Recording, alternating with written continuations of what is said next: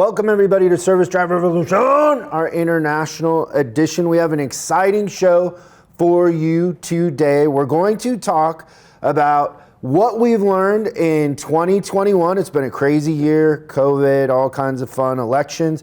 What's the biggest lesson? It might surprise you, but we're going to talk about that. We're going to talk about the training that's coming up for 2021, and we're going to share some books that we've been reading that are really fun, and I think you'll get something out of it. Little synopsis. You know what I can't stand, Chris? I can't stand problems. Back. Yeah, this is important stuff. Everyone's going to want to pay attention. I can't stand problems with office products. The other day, I'm walking through the office, and I hear music coming from my printer. And I'm confused. I don't know what to do. I don't know anything about technology. So I call the printer guy. He comes out. He takes a look at the printer. He shakes his head, and he looks at me, and he says, "It's your paper. It's jamming." I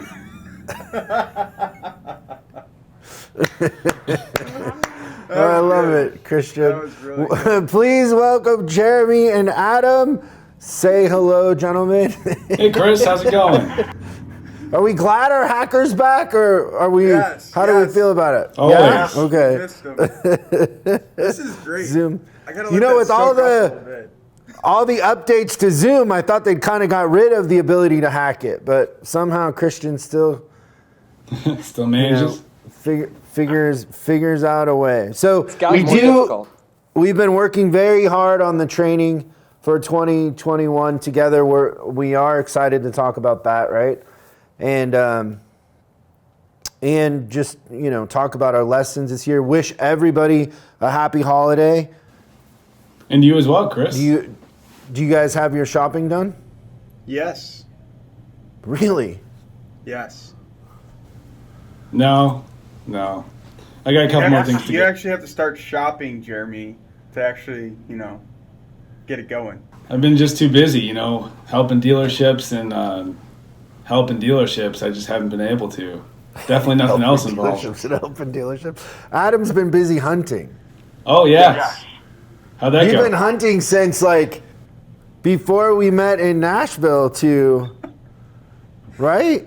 Oh, yeah, and let me tell you. Your freezer must be full of venison. You must have enough meat for the next, 3 years. Nope, you actually have to see something to actually fill the freezers there, Chris. That's not taking ownership, Adam. Well, I'll tell you, the last day we actually got a couple doe, and me being newer to the group, I got the opportunity to field dress, so that was fun. And the first season, father-in-law shoots the buck in the stomach, so yeah, and we had to track that sucker down for about 200 yards and bring it up from a briar patch, and then I got to help field dress that as well. That was a fun opportunity. Let me tell you, if you haven't done it, go ahead and try it. Did it once. Yeah, I like how Adam says that field dressing is fun, because when I think about fun, nothing screams fun more than pulling intestines out of a dead animal. Yeah, it's like you're a trainer on leg day going, "Oh, isn't it fun?" And you're like, "No, this is anything but fun." It's not. I've done it once, Adam, bear hunting. And oh, geez. So with dogs, and they treed the bear in a canyon, and then we had to, carry the bear out piece by piece in the hot sun, flies, and it was not something I'd ever do again, honestly. Yeah, at least it's for us. It's colder out, so the coyotes are howling from a distance, so it's not too bad. And yeah, deer. I haven't done anything besides deer, so I'll stick to that. It's okay. Did you get the bear with your bare hands, Chris, or did you use a knife like Rambo, or how did that happen? Yes. I want to know how primal you are. Bear. First of all, I was along for the experience. I wasn't, in no way, shape, or form was I leading this operation. This was my real father, I only met him a handful of times in my life, and one of those times was a dad-son date of bear hunting. And so the whole time he was just making fun of me, calling me a city boy and the whole thing. But his dogs treed the bear, and then he shot the bear out of a tree, which didn't seem like much of a sport to me. To be honest, I think what Adam's doing is a little bit more of a sport, sitting in a tree doing your Christmas shopping. Nope. How many times did we email back and forth while you're sitting in a tree? I can't get in trouble. Don't know. They might watch this. They'll know what I what was doing. What you're working when you're not supposed to be? What we're always working, right? This is how it is. Yeah, I would love to. This isn't the right show for this, but I would love to dig into the father-in-law hunting, all that, because there's got to be something interesting in there if we started peeling back the onion. Oh yeah, then you add the brother-in-law in there too, and it's quite fun at deer camp. Let me tell you. Yeah, after a couple drinks. Come follow our side that's podcast, crazy. Hunting with the In-Laws, coming out next month. We'd have 3 listeners. It'd be great. His father-in-law, his wife, and his brother-in-law. That'd be funny. Okay, should we start with the books that we're currently reading? Absolutely. Man, I've had a run right now of books that I've got so many good ones going. I go back and forth on Audible. Got to keep. They're flipping really through, good. man. But I'm like listening while I'm taking a shower. I'm listening in the shower. Like one of them I can't stop listening to. So what is you want to start, Adam? Yeah, sure. So, I hate to admit this, and I know we're tying it back to hunting, but I've got these Walker earbuds where you can it's for a shotgun when you can actually hear yourself shoot and hear the ambiance around. Well, I actually had a little audio book first thing in the morning when it's super dark, so I got a little catch up on some of my books. And also traveling down, I listened to a couple within a matter of like 4 or 5 days, so it's pretty cool. But the book that stuck out the most to me was Failing Forward by, you corrected me earlier, Pastor John Maxwell. It's John Maxwell. Yeah, but no, this book really resonated with me because Christian and Chris, we met, a couple weeks ago and shamed me a little bit. And actually, I appreciate that because you guys kind of caught me into thinking a little bit about myself and saying the success of failure failure of succeeding. And so I kind of did a little Google search and trying to look at just like books and do a little bit of fact finding and kind of a little resonating about myself. And so I found this book and just kind of listening to it, and I actually think I'll actually want to buy the book to actually read it as well and not just listening to it. Oh, nice. But, I think failure and one of those things I think is more of a mindset with people. And what really resonates to me is that people are so have this fear of failing that they don't even try to do anything to actually fail and learn from those mistakes. And some key things, he's got several different points in there, and I'll just go over a couple things that really stuck to me, is that if you don't even try, how will you even really know on the failure side to where you can learn from your mistakes and truly succeed, right? And to me, it's such a simple concept. And I think if we were to have an analogy in sports, let's just pick baseball. I think with baseball, we can look at stats of so many good teammates or players that are out there, and we only focus on their achievements and what they've made. They're achievers. And he has a whole segment of achievers and obviously people that are not achieving, kind of playing that victim role. But when we look at baseball, you think of all the greats. Well, look at their statistics and how many they struck out and how many times they did fail. And if they would just have sat there looking for, a better batting average or whatever, in order to achieve that success, they really had to fail so many more times to trying to get that. And I couldn't help but thinking a little bit about 10X too, and this massive action to driving to results and failing to succeed. I mean, I know for our Cubs fans out there, especially Jeremy, you're one of them, I mean, how does that feel as a long-standing fan? I know you haven't been around for 108 years, or you're showing age very well, but you know, all the fans are going to hold on to that 2016, man, and look at how many times they had to fail to get there, and now they're just, you know, they're achievers, and we're going to hang our head on like we do in Chicago in sports, right? And the Cubs fans are just, they're long-standing and they're achieving out there. But all seriousness, I that really stuck out with me. And then he also has a segment in there talking about, you know, really not pointing fingers.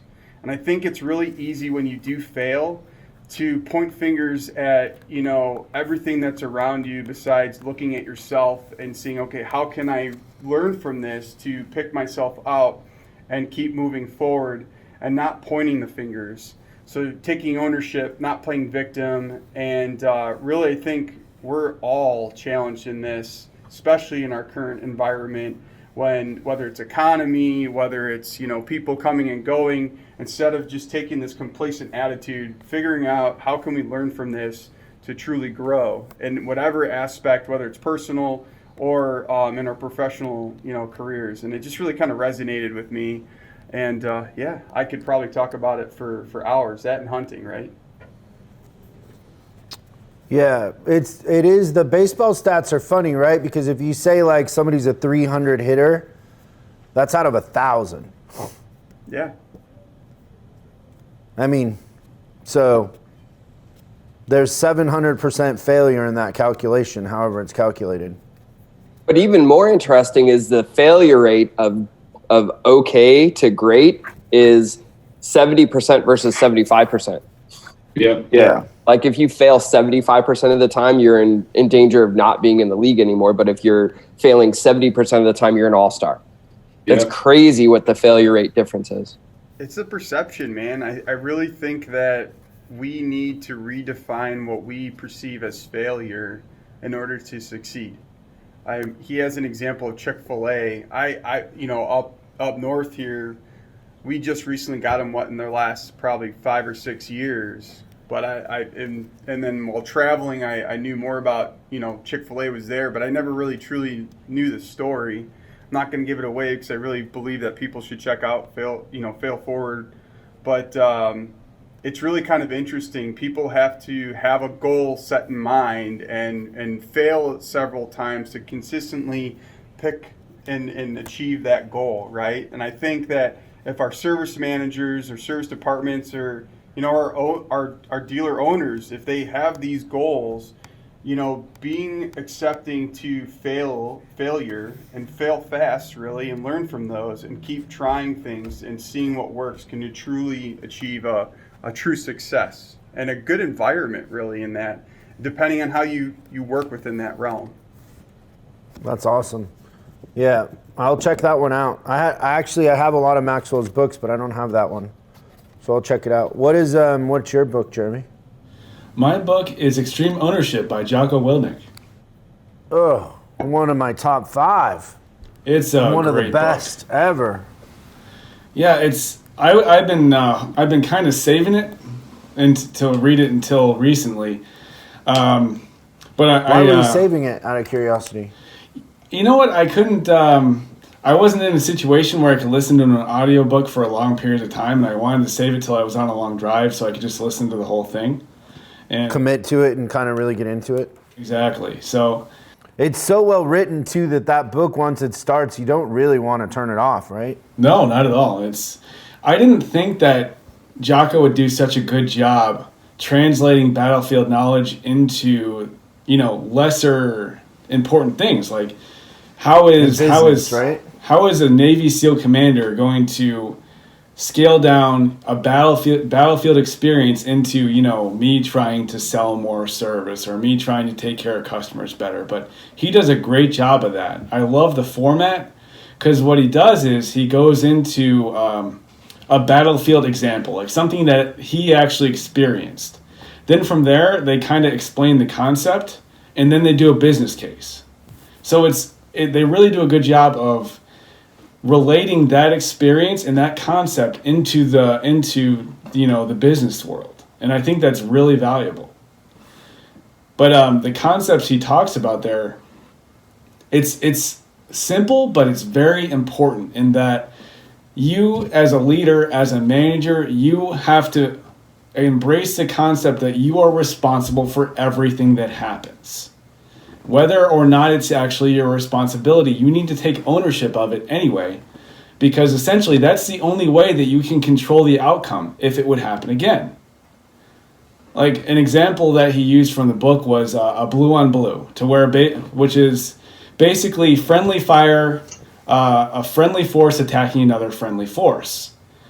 And so what happened is it wasn't a situation that was in Jocko's control. He was the commander of the operation. An outfit that he was working with, the Iraqi army he was working with, they went off mission. They went to a different place they weren't supposed to go in. A bunch of different protocols failed that should have been in place. Communications failures, none of which were the fault of the commander.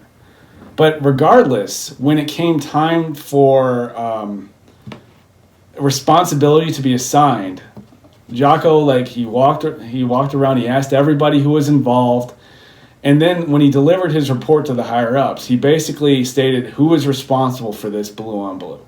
The answer is I am. Myself, as the commander, I am responsible for this. He had nothing to do with it. But that was the only way that he could put in solutions into place to make sure it didn't happen again.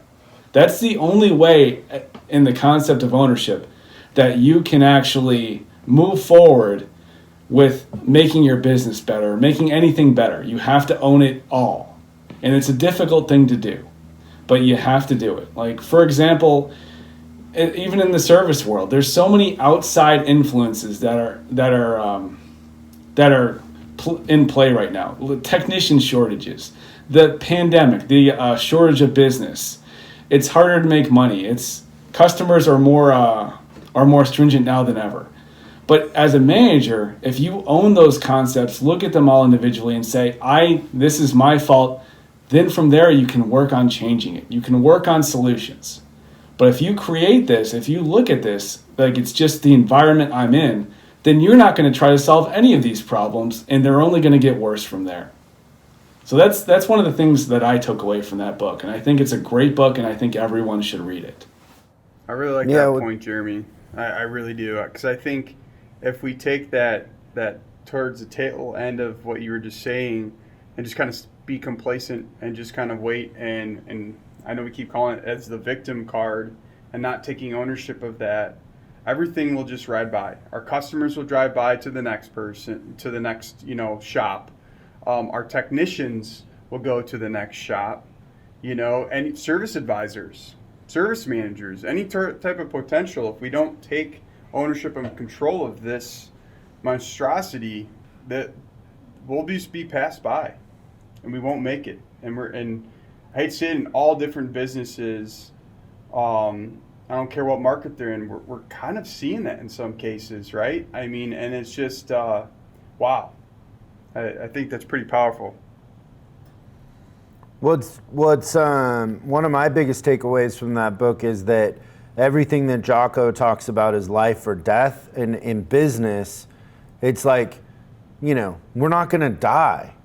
Yeah, that's true. When you talk about hiring techs or whatever it is that we need to do, like, even if you failed at it miserably, not only you're not going to die, but your teammate isn't going to die, right? So over there, like, what's worse than being responsible for one of your teammates or soldiers that are fighting alongside you dying, right? Like, that's heavy. Mm-hmm. And like, we can't figure out simple stuff every day sometimes. It's just, we're so lucky and we have so much opportunity, and we just get paralyzed, but for the wrong reasons, basically.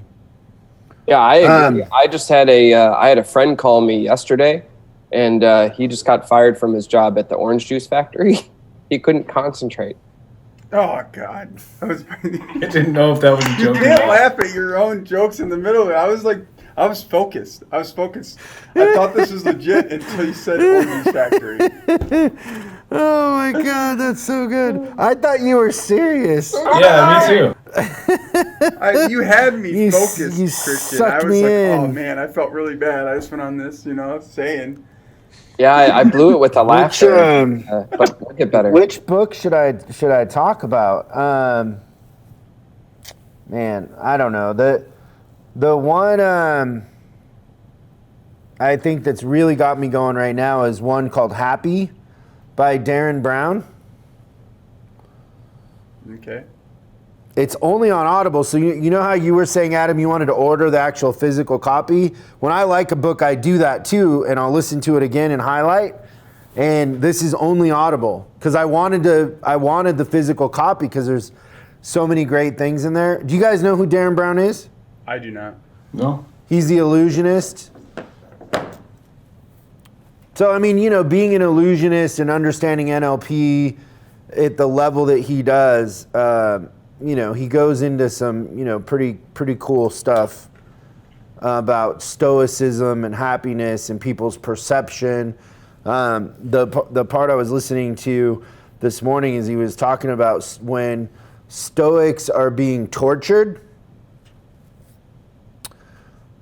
The thing that a good Stoic will do is say, they're torturing my body, they're not torturing me. Oh, you mean And like really, torture? that's the only choice you have left at that point, right? Because it's the only thing inside of your control. Although it's morbid and it's crazy, when you talk about extreme ownership, that's the only thing you have left in your control to say, well, it's my body, it's not actually me they're torturing, it's just my body. Like, it's pretty heavy, but powerful, right? Yeah. It's nuts.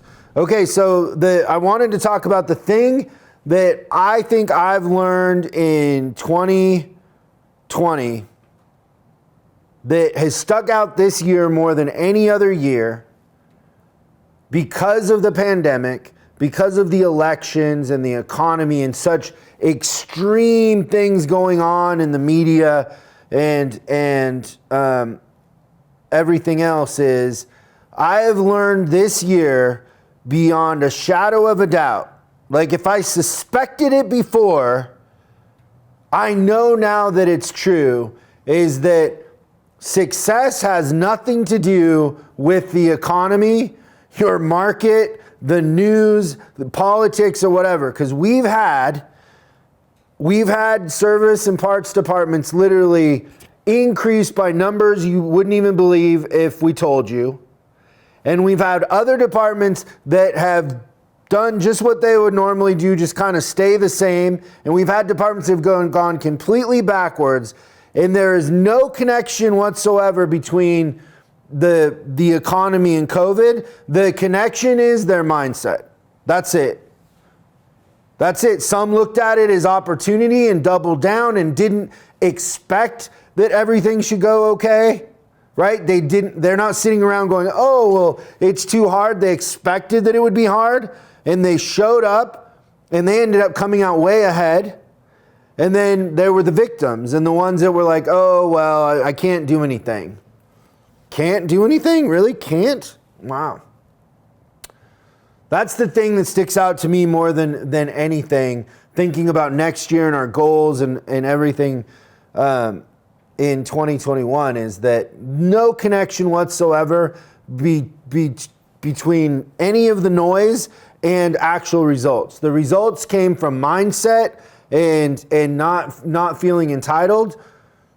And also, I think your two books, like, I don't know that there could be a better connection between owning the results and your locus of control and fear of success and fear of failure. And I think fear of success actually is worse than fear of failure, but they're connected in a lot of ways. But it's that locus of control. So locus of control is, do you blame the outside world for what's happening? That's an external locus of control.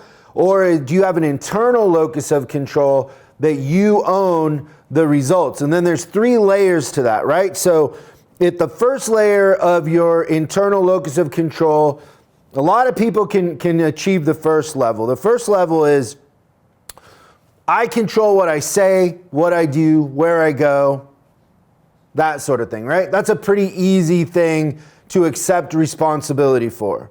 And then the next level, level 2, would be, well, I accept responsibility for Adam and the people around me, right? And their results. Now that's leadership, right? Because a leader, you're leading people, so you got to give them the vision, you got to get them to buy in, and then you're responsible for their results. Kind of like you're saying, Jeremy, in extreme ownership, he's saying no, even though all that miscommunication and stuff that happened on the blue on blue, at the end, it ends with me, it's my fault, right? And then the third layer of locus of control, having an internal locus of control that most people never achieve, but I believe that I'm pretty close to that, and I could give you a bunch of lessons in life that I've had from that, but is the weather, the economy. Do you control that? And most people have a really hard time believing that they control the weather and the economy and all that, but I could make a case that you do. So let's say, Jeremy, you hate the snow there in the winters in Chicago. Do you control the weather? No, I do not. You could move. Yes, I could. So at the end of the day, do you control the weather? Yeah, I can control being the weather I'm in. Yeah, absolutely. So that's the third level of locus of control is move, find new friends, go get a different job then. Like, you control what you're doing. So, it's completely up to you. But to what degree you want to achieve an internal locus of control will be your degree of success. And and leadership.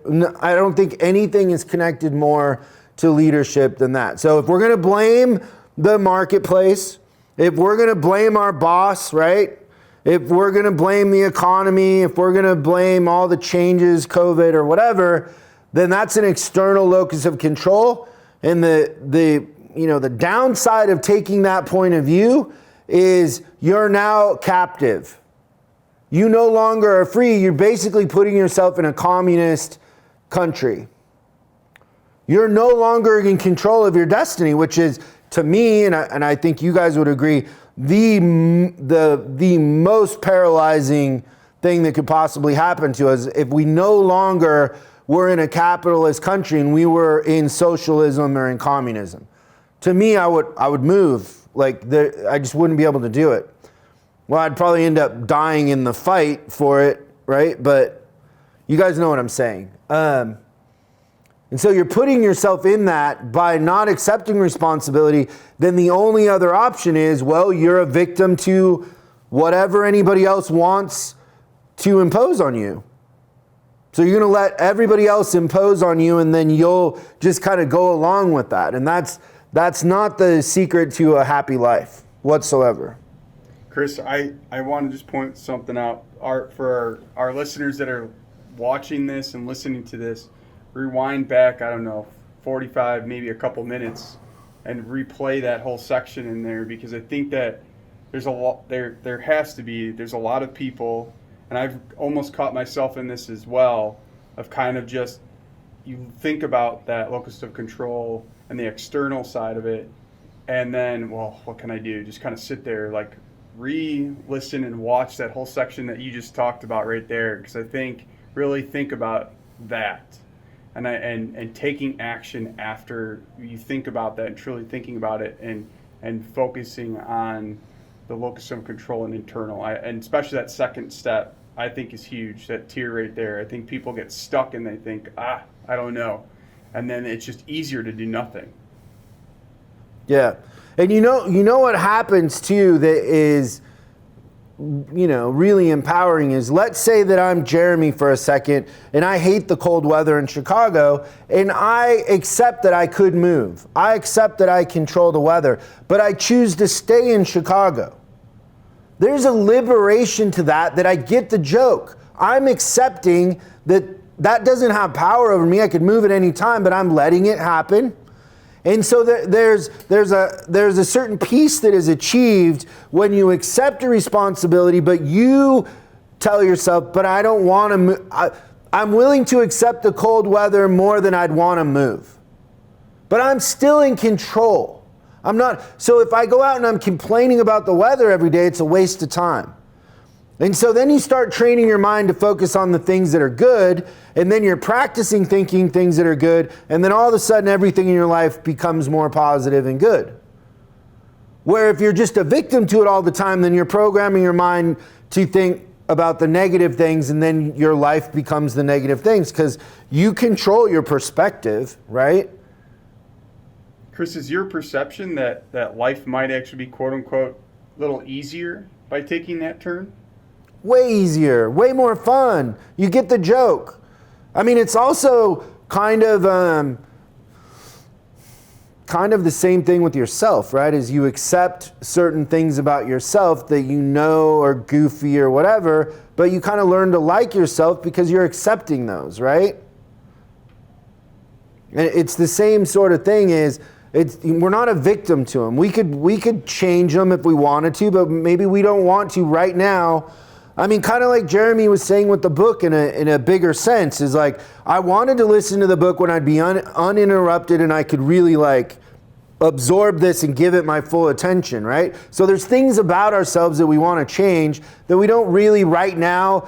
You know, I can't go to the gym every day or I can't do this every day, but I understand that I'm in control of that and it's a decision I'm making. So if my cholesterol is high and I'm a walking heart attack, I got to enjoy that because that's the choice that I've made, but I'm not a victim. I'm not saying, oh, well, my physical condition is hereditary. No, it's not. It's Chick-fil-A. That's your hereditary. As long as it's not Portillo's, I think we're good. I'd go for a Portillo's garbage salad right now. But today was leg day for me, so whenever I do leg day, I'm just starving all day. But do you guys understand what I'm saying about it personally too? That when you accept those things about yourself and you're not a victim, it's, you know, I love the hereditary thing is the best example because people are like, oh, I'm big boned or it's hereditary. No, it's Portillo's and you're eating like Jeremy and not like me. Eat like Chris, not like Jeremy, and you'll stop saying hereditary. Ouch. Don't get it's not wrong, but I mean... The sliced beef, or what is it called? What? We've gone over this how many times? It's Italian beef. Italian beef, and then they dunk it in au jus, right? Yeah. Because how lazy could you be not to dunk your own sandwich in au jus? They got to do it for you, basically. Well, then you get more on the side, and then you can also dunk it after they've already dunked it. So which is the definition of soggy bread. Yeah, it's a pre-soak, post-soak kind of thing. Yeah. But yeah, so I would encourage everybody going into next year to really think about your locus of control and like the seat that we sit in is we get to see managers and dealers constantly and we get to see their results. And there's a lot of commonalities that we're trying to share with you. If you want to be successful, we can tell you that beyond a shadow of a doubt, probably the biggest factor in success is the locus of control and owning and not being a victim. That's where it starts. That's the first thing on the bus if you want to be successful. If you want to have a better year next year than this year, decide what level of locus of control you want to be on, 1, 2, or 3. And if you decide 3, not only are you going to have more fun, you're going to be in a better mood, your perspective's going to change, and you will be wildly successful in it. And then I think I should kind of like say the other part of this too, gentlemen, about when you talk about fear of success and fear of failure, is a lot of times I feel like that's the wrong question. Like people want to talk about that and it's the wrong question. The right question is, where am I headed? What are my goals? And how much am I willing to commit to them? How vested and committed am I to those goals, right? Like if Jeremy, let's say you went out and found a car in a barn somewhere that was like an old Mustang or whatever car you would love to rebuild, right? Corvette, Audi R8, whatever. You find a 1962 Audi R8. Doesn't I exist, will let you get away with that one, Chris. Why do you guys laugh at Christian's jokes and mine just fall like plunk? Because they're not funny. That's I'm laughing. I thought it was good. Or let's say you wanted to build a house, Jeremy. You're going to build, custom house, and you're going to have a playground inside for your kids, like McDonald's and whatever. What is the most important part of rebuilding a car or building a house? It's definitely to set a budget right away. The budget, exactly. You got to set a budget, and then you got to live inside that budget. So when you set your goals for next year, you need to have a conversation with yourself. Get out a mirror and look in the mirror and say, how committed to these goals am I? Because if you sit there and say, oh, just because I write down a goal, it's going to happen. No, you're going to have to put in effort. You're going to have to put in time. You're going to give a piece of your soul sometimes to hit that goal. How committed are you? How many times are you willing to accept a misstep or failure in your journey to that goal? Because if you think that you're going to hit a goal that's lofty, if your goal is to do what you did last year, yeah, you can show up and do that. But I'm saying if you want to increase your sales and your profit in your department by 25%, okay, let's just say 25%. So let's say we're doing $1 million now and we want to do 1.25 million. Now what? I'm going to have to hire techs to do that. Okay, well, how committed am I to hiring techs? Am I just going to run an ad and say it didn't work, or am I going to figure out how to hire techs? You got to commit to it. So fear of success and fear of failure is a distraction to all that goes away if you pick a goal and you commit to it. Mm-hmm.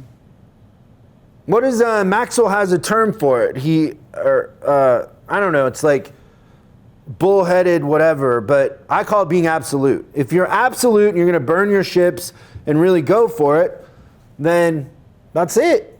Now all of a sudden fear, you're building in failure.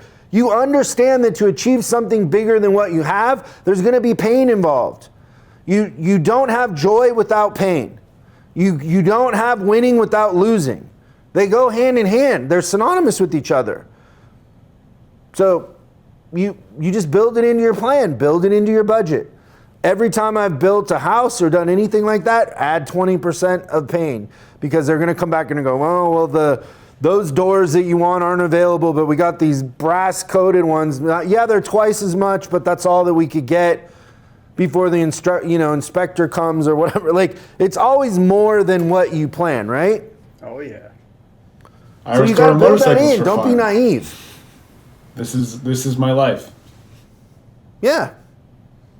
So it's naive to think otherwise, honestly. It's naive to think that we're going to get better next year than we are this year without some pain, without making some mistakes.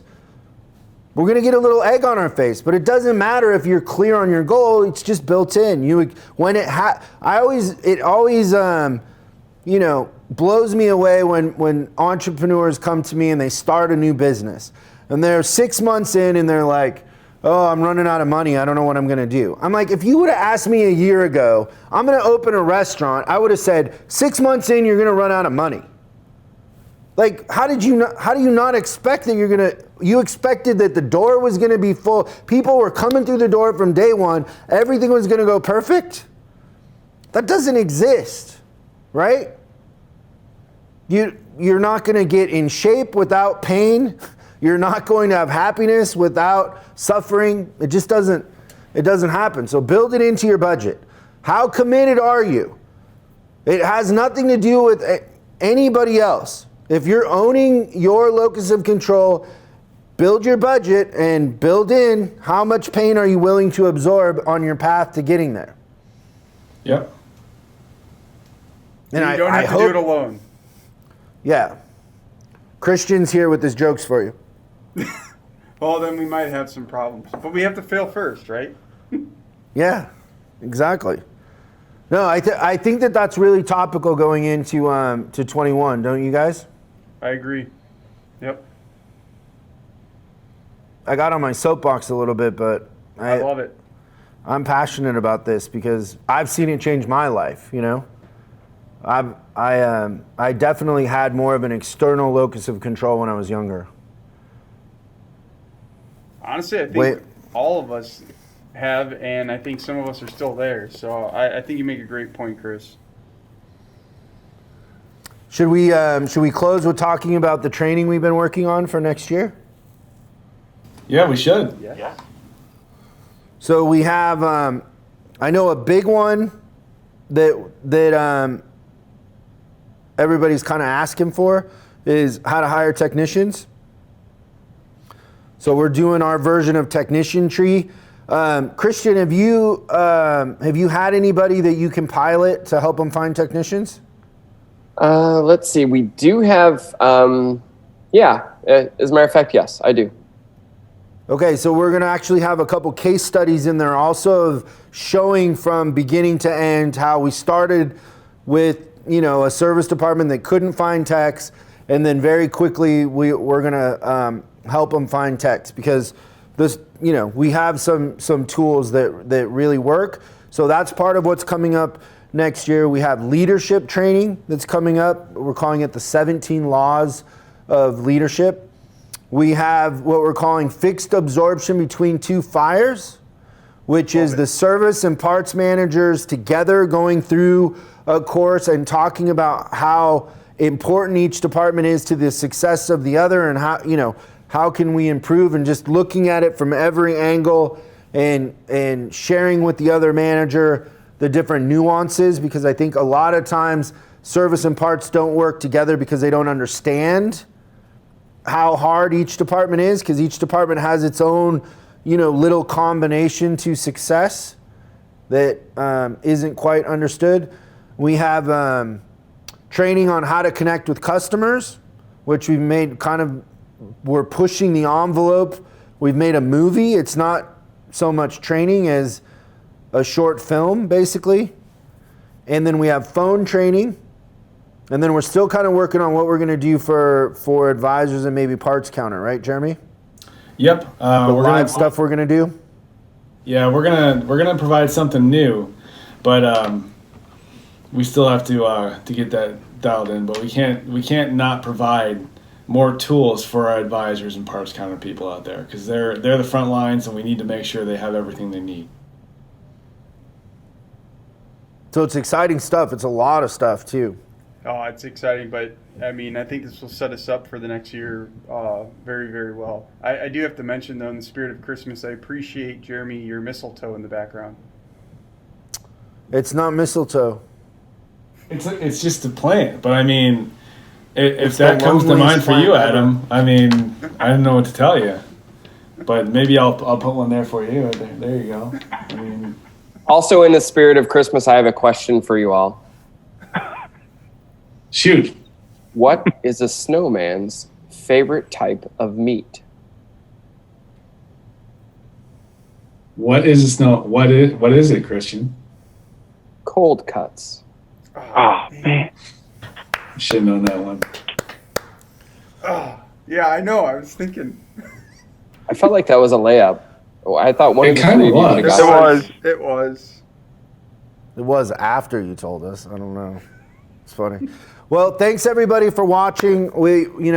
Let's make 2021 the best year so far. Have a great holiday season, and spend some time with your friends and family and reflect on the year.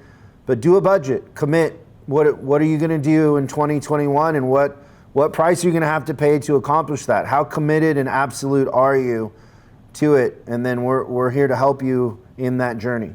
On the results. See you guys.